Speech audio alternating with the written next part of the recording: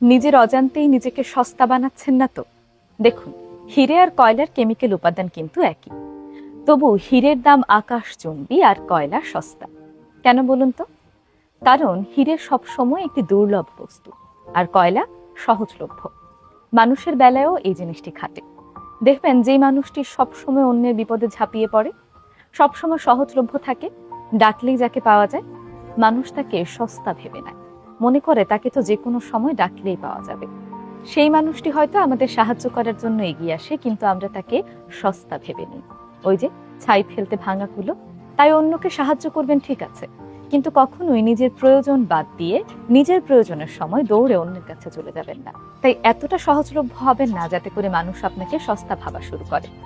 মানুষের প্রয়োজনে অবশ্যই সাহায্য করবেন, তবে এতটা সহজলভ্য হবেন না যেন সেই অপর প্রান্তের মানুষটি আপনার সাহায্য থেকে আপনাকে সস্তা মনে করা শুরু করে।